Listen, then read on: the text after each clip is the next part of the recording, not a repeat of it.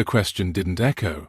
It cut. It sliced through the marble hall of the penthouse like a blade dipped in ice, stopping every breath inside the room. The Korean Mafia boss stood at the center of it all, tall, motionless, dressed in a black tailored suit that looked too calm for the storm in his eyes. No one in the room dared to meet his gaze for more than a second. Even the guards near the doors had frozen mid-step. But it wasn't the silence that terrified them. It was what came before it. The maid. She was kneeling near the broken glass table, her hands shaking as she tried to gather scattered pieces of porcelain. A tea set, expensive, imported, untouched luxury just minutes ago, now shattered, and so was she. A red mark stood on her wrist, not deep, but enough. Enough for him to notice, enough for everything to change. "Who touched my maid?" he asked again, softer this time. That was worse. Because the first question had sounded like anger, this one sounded like decisio. No one spoke. A man near the couch shifted slightly, a wealthy guest, someone important in the city's business circles. His smile was forced, his confidence already gone. It was just a mistake," the man tried to say. She spilled. The mafia boss raised a hand. The man stopped mid-sentence. The entire room obeyed without realizing it. The boss walked forward slowly. Each step echoed like a countdown. He stopped in front of the maid first, not the man. He crouched slightly. "Look at me," he said gently. She hesitated, then looked up. Her eyes were wet, not just from pain, but from years of being invisible.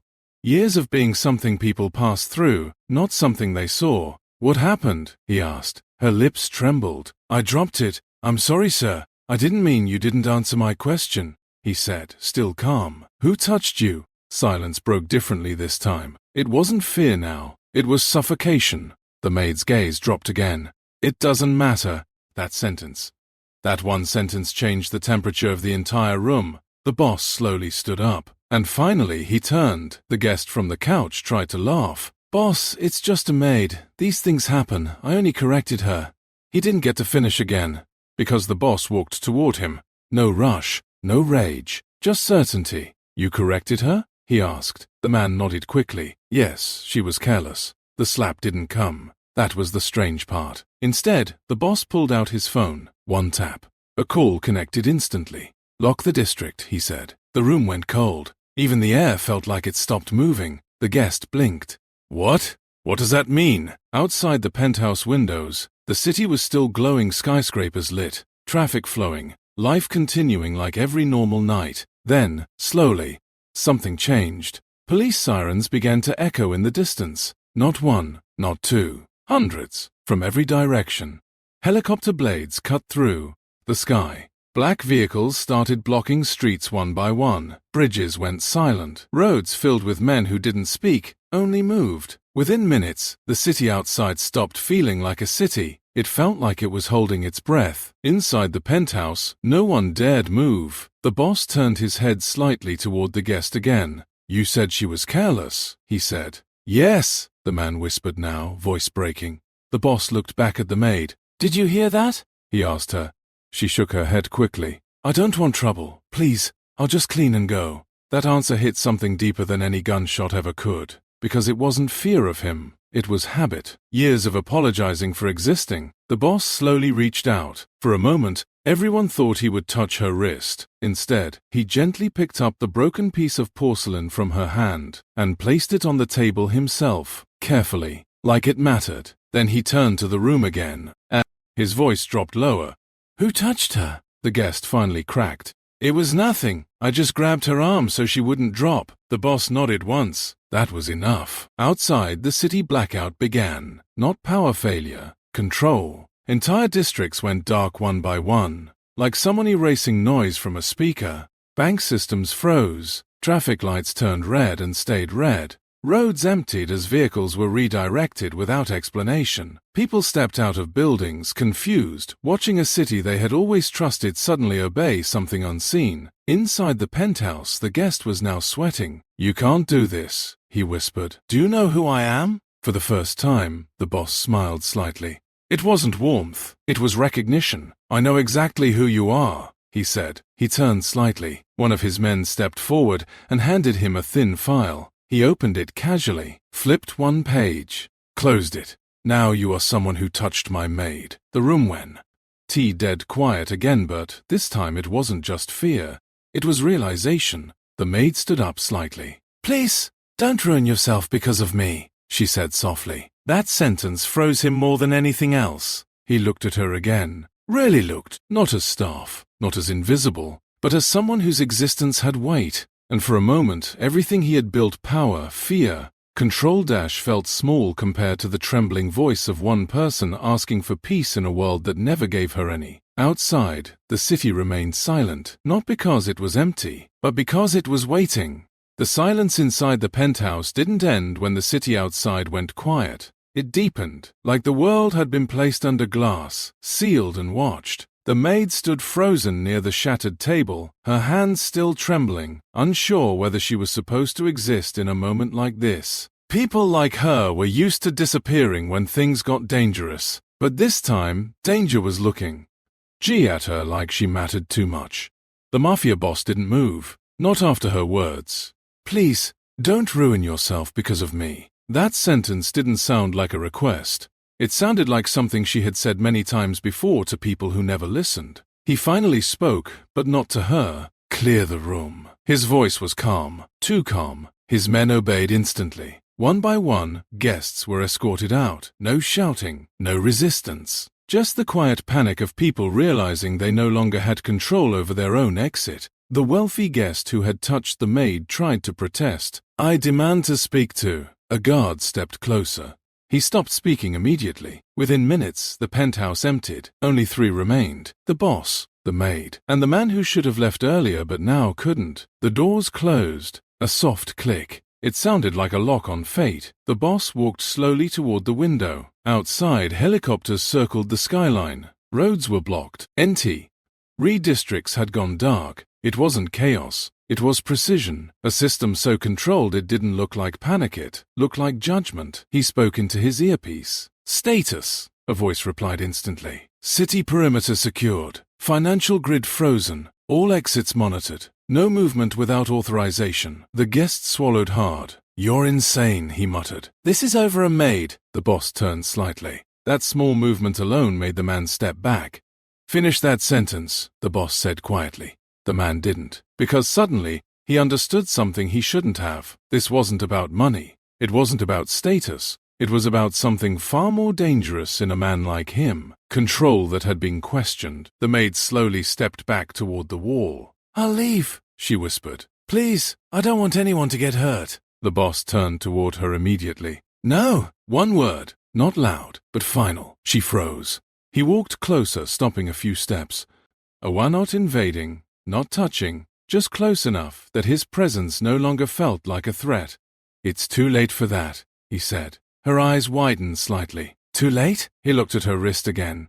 The faint red mark. Something shifted in his expression. Not rage. Something older. Something buried. Memories don't always come back gently. Sometimes they arrive like gunfire. Years ago. A smaller room. Another maid. Another silence. He blinked once, returning to the present. The guest shifted nervously. "What do you even want? An apology? Fine, I'm sorry. Now call this off." The boss laughed softly. That laugh was worse than anger, because it wasn't emotional. It was pity. "You still think this is negotiable," he said. The man stiffened. The boss walked back toward his desk, opening a drawer. Inside was not a weapon.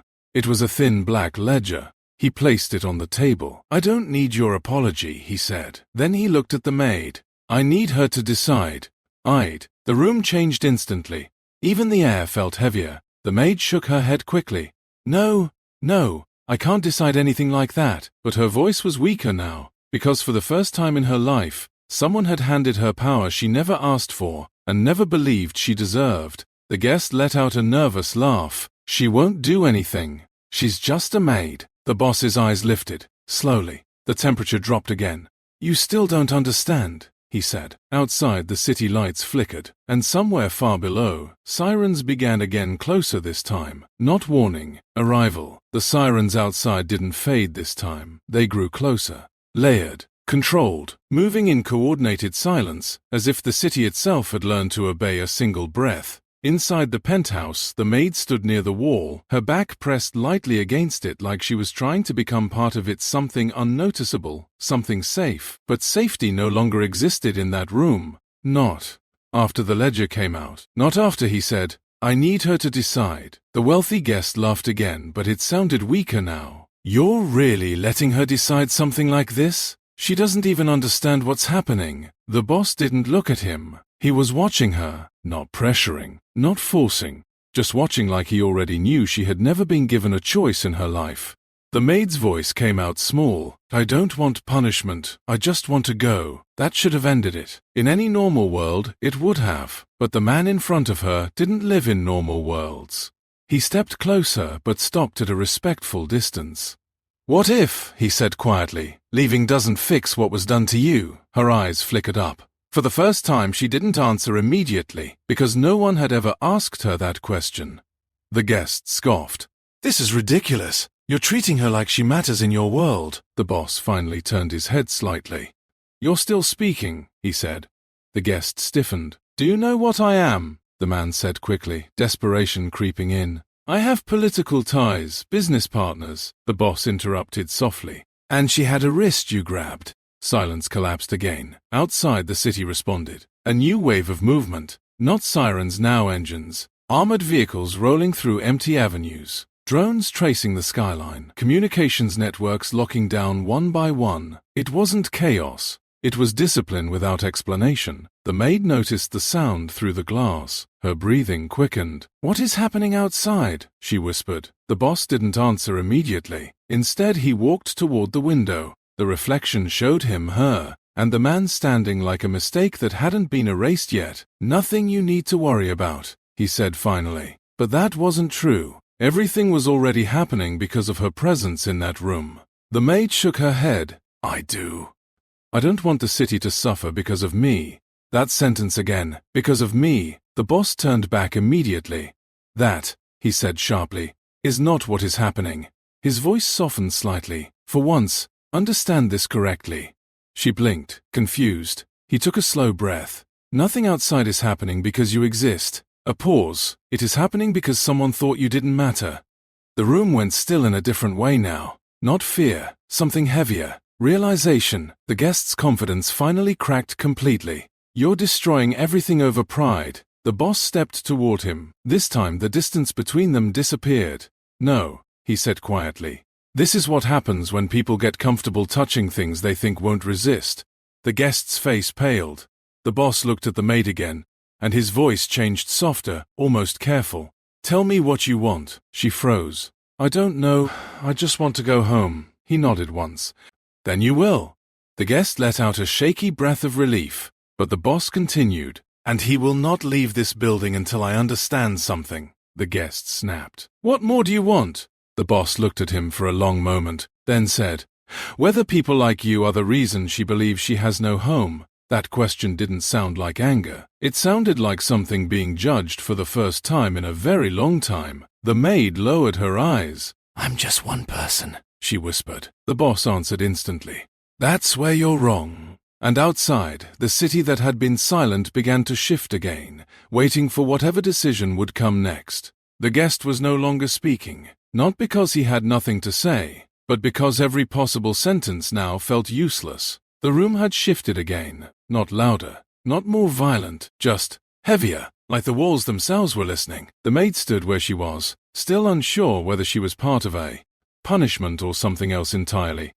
Her hands had stopped shaking, but only because she had gone emotionally still like people do when their mind can't keep up with reality anymore. The mafia boss walked back to the desk. Slowly, deliberately, he opened the black ledger again, flipping past pages filled with names, numbers, movements, things that didn't belong in the world of ordinary people. Then he stopped, not on a name, on a blank page.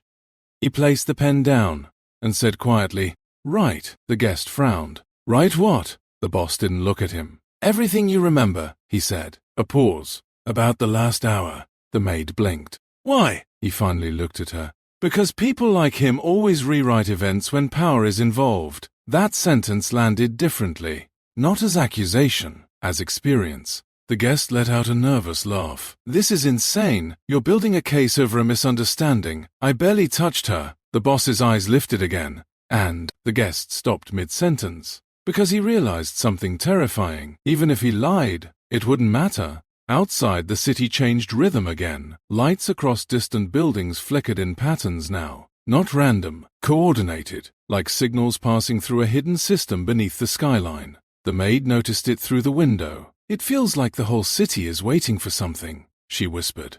The boss nodded slightly. It is. She turned toward him. For what? He didn't answer immediately. Instead, he walked toward her. This time slower than before, not closing distance too quickly, not overwhelming her space. When he stopped, he was close enough to be heard clearly, but far enough not to trap her. For you to confirm what happened, he said. Her breath caught. Me? Yes. Her voice shook again. But I already said I just want to go home. He nodded. And you still will. A pause. But first, I need to know the truth in your words, not his version. And not mine. The guest interrupted sharply. She's confused. She doesn't understand legal. The boss didn't even look at him. Silence, he said. And the word worked like a switch being flipped off. The guest's mouth closed instantly. The maid stared at the ledger. I don't want trouble, she said again, softer now. If I say anything, things will get worse. The boss's expression tightened slightly, not anger, but recognition. That fear was familiar to him. Too familiar. He spoke more gently this time. Listen carefully. She hesitated. You are not creating trouble, he said. You are describing it. The room held its breath again. The maid swallowed, and slowly, she spoke. He grabbed my wrist, because I dropped the cup. A pause. I said sorry immediately. Her voice became quieter, but he didn't let go right away. The guest shifted sharply. That's not. The boss raised one finger. The guest stopped again. The maid continued, eyes lowered. He said IW. As careless, and that I should learn my place. Silence cracked slightly. Not loudly, just enough for truth to enter the room. Outside, something massive changed. A deep vibration passed through the building like distant engines repositioning. The skyline lights pulsed once, then stabilized. The boss closed the ledger, slowly. And for the first time, he spoke without looking at either of them. Confirmed. The guest's face went pale. Confirmed what? The boss turned, and the look in his eyes wasn't rage anymore. It was decision that had already passed the point of debate. Now, he said quietly, the city listens. The word confirmed didn't echo in the room. It settled, like a final weight placed on a scale that could no longer move back. The guest took a step backward, then another, but there was nowhere left to retreat. The penthouse no longer felt like a luxury space. It felt like a sealed chamber above a city that had already stopped behaving like a city. The maid looked between them, confusion rising again. What does that mean? She asked softly. The city listens. To what? The mafia boss didn't answer immediately. Instead, he walked back to the window. Outside, the skyline had changed again. The lights were steady now, but the movement below them was not. Convoys moved in silent synchronization. Rooftops were occupied by figures too distant to identify clearly. Communication channels across the city had collapsed into a single controlled flow. Everything was aligned toward one room. This room, he spoke quietly, almost to himself. People misunderstand power, he said. A pause. They think it is about control. He turned slightly toward her. But real power is about response time. The maid frowned faintly. Response to what? His gaze stayed on her for a moment longer than necessary. To things that should never have been allowed to happen in the first place. The guest laughed nervously again, but it was broken number. W. You're acting like I committed a crime, he said. It was a misunderstanding. I didn't hurt her seriously. The boss finally turned toward him fully, and this time his expression had changed. Not anger, not pity, clarity. You are still speaking in measurements, he said. The guest blinked. What? How hard you grabbed her, how long you held her, how serious it looks. A step forward. But you still don't understand the part that matters. The room tightened again. Even the maid felt it. What matters, the boss continued, is that you believed there would be no consequence. That sentence landed heavier than anything before it. The guest's throat moved, but no sound came out. The boss walked back to the desk and pressed a small button embedded beneath the wood. No dramatic sound, no announcement, just a shift. Outside, the city's coordination changed again, subtle but immediate. Like a system receiving a new priority command, the maid noticed the reaction then. Rough the glass. "What did you do?" she asked, alarm rising.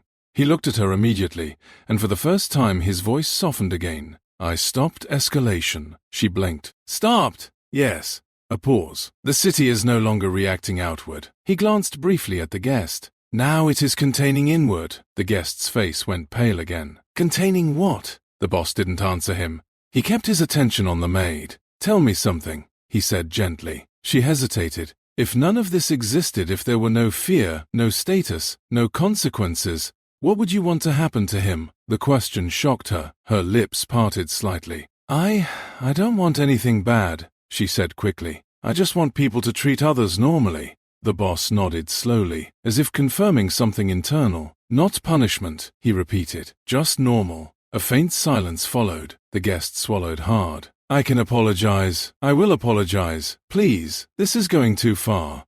The boss raised his hand again. But this time it wasn't to silence him. It was to stop him from panicking further. "You are already beyond apology," he said calmly. A pause. "You just don't realize what that means yet." The maid stepped forward slightly without meaning to. "Then what happens now?" she asked. The boss looked at her for a long moment, and something changed in his eyes again. Not command, not control, something older. He spoke quietly. "Now," he said, "you decide what kind of world you return to." Outside, the city held perfectly still again, not from fear, but from waiting for a single decision inside a room that had already changed everything. The maid didn't answer immediately, not because she didn't understand the question, but because she didn't believe she was allowed to answer something that important. Her eyes drifted down to her hands again, as if the answer might be hidden there, somewhere between cracked skin and years of silent work. "I don't know how to decide a world," she whispered. The room didn't interrupt her. Even the guest stayed silent now, because something had shifted in him. Too fear had stopped being the only emotion. Now there was something worse, awareness. The mafia boss nodded slightly, like he expected her answer. "You already are deciding it," he said. She looked up, confused. He stepped a little closer but still careful, still not invading her space. "Every time you say it's okay when it isn't," he said quietly, "you decide what people think they can repeat." Her lips parted slightly. Every word felt like it was aimed somewhere deep she had never been asked to look. The guest suddenly spoke again, voice unsteady. "This is psychological manipulation. You're turning a small incident into..." The boss didn't even look at him this time. "You still think this is about you," he said calmly. That hit harder than any threat. The guest went quiet again. Outside, the city shifted once more. A low hum spread through the skyline, systems sinking, routes locking, communications narrowing into controlled silence. The entire metropolitan structure now felt like it was standing at attention, waiting. The maid noticed it again and took a small step back. "It feels like the world is watching me," she said softly. The boss replied without hesitation. "It is not watching you." A pause. "It is watching what I allow to happen next." That sentence made her breath catch, because suddenly she understood something she didn't want to understand. This wasn't just a private moment anymore. Whatever she said would travel outward. The guest tried one last time.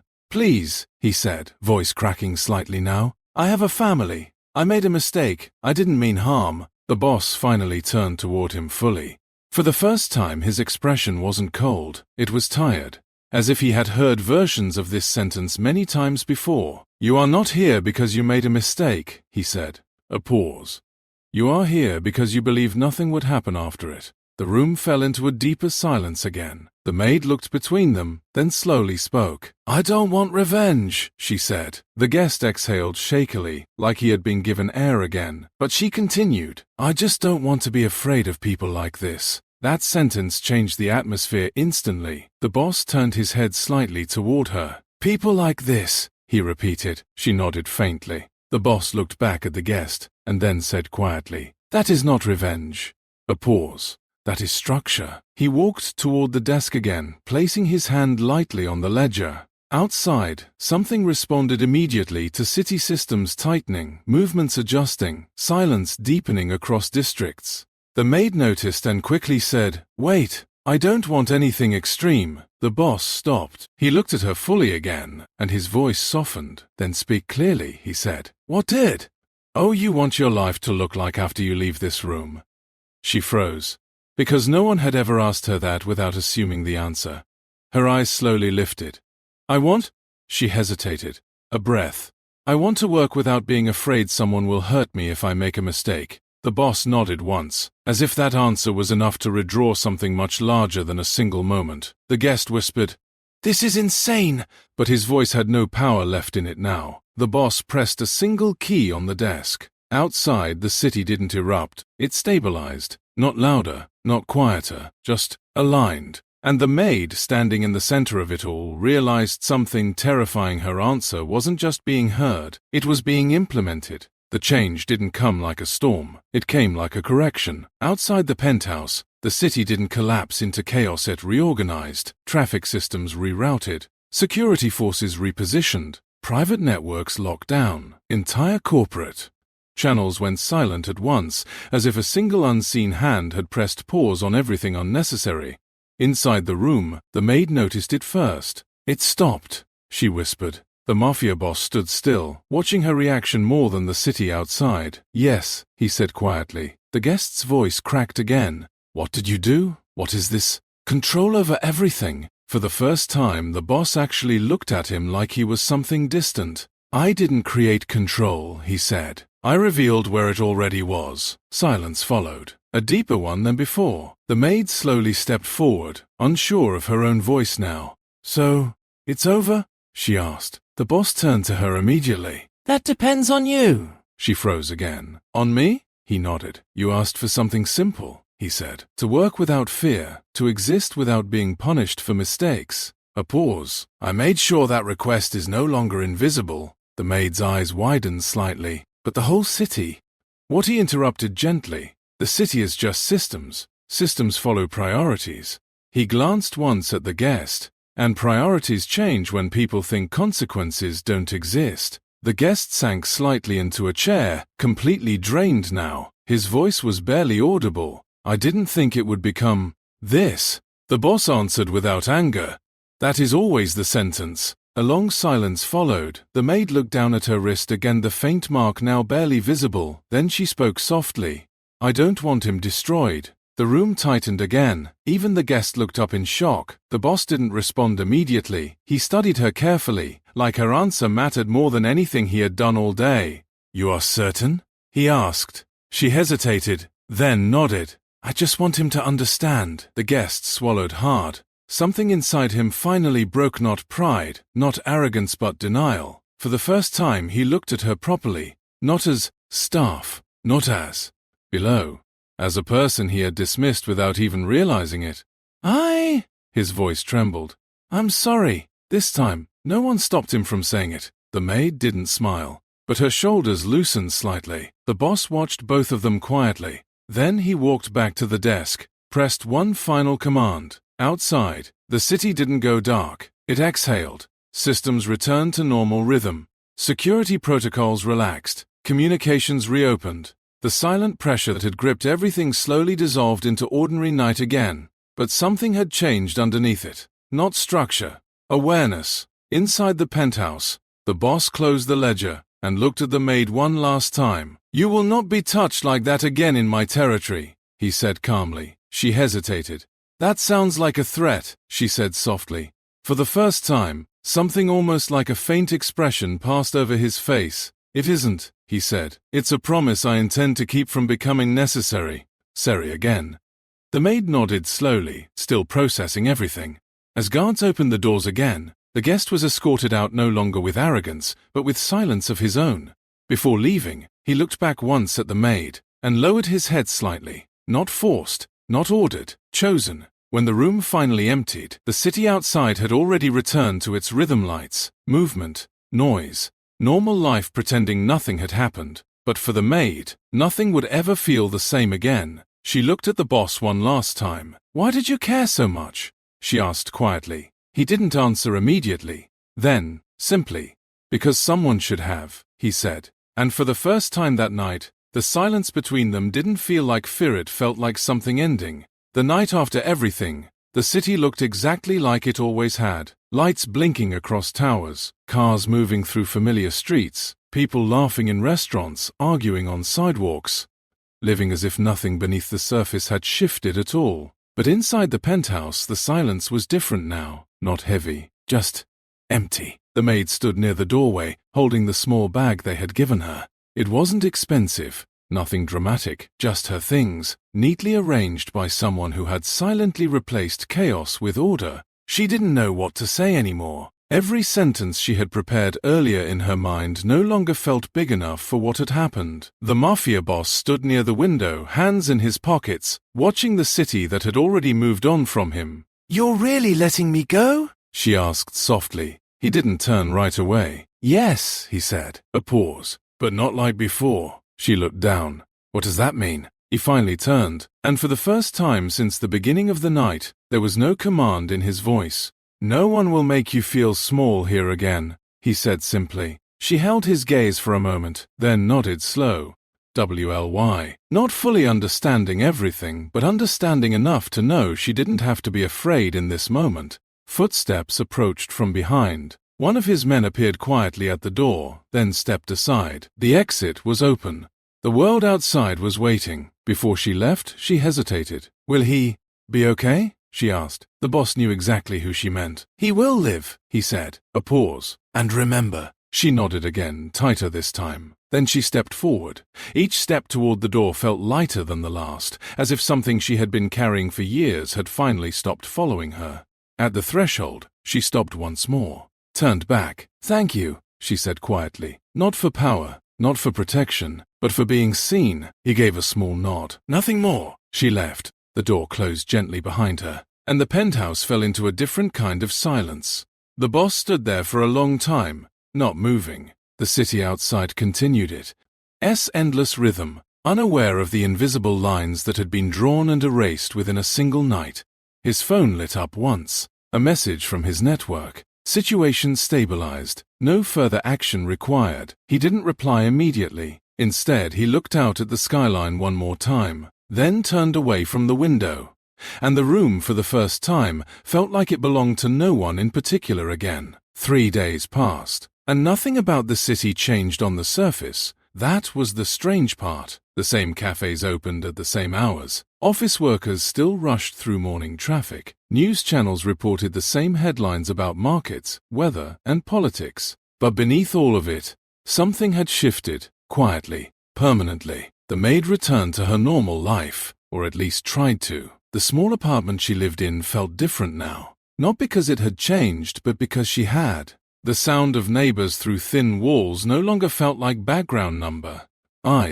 It felt like proof that life was still moving normally somewhere, but her mind kept returning to that night, the shattered cup, the wrist, the silence that followed her words, and the man who asked her what she wanted instead of telling her what she was.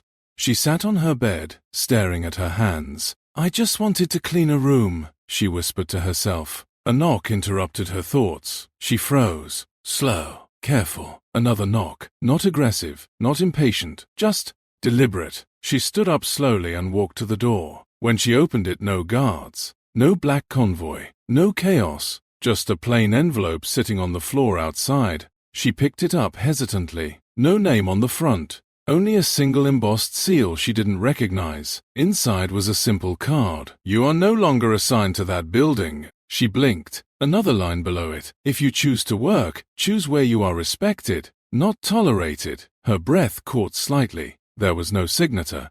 But she already knew. Across the city, high above everything, the penthouse was no longer occupied the same way. The mafia boss stood in a different room now, smaller, quieter. No guests, no meetings, just reports. His men worked in silence around him, but no one spoke more than necessary. One of them finally stepped forward. "Everything regarding that night has been erased from public systems," he said. The boss didn't look up. "Good." A pause. The man hesitated. She received the transfer notice. That made him stop for a fraction of a second. Then he nodded, ensure it was done cleanly. "Yes, sir." Silence again. But this time, it wasn't tension, it was restraint. That evening, the maid stood near a bus stop holding the envelope. The wind moved gently through the street. Normal people passed her without knowing anything.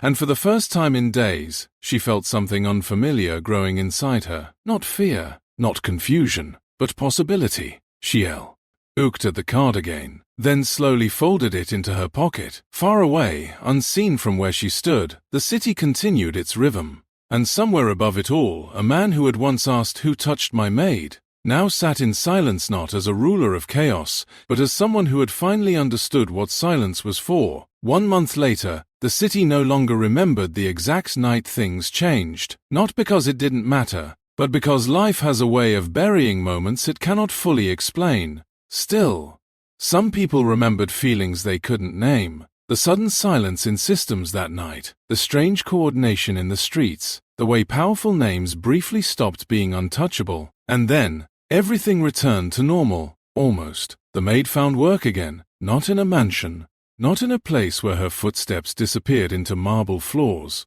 In a smaller building, quieter, simpler, where people said good morning without thinking it was a favor. Her new manager was, as an older woman who corrected mistakes without humiliation.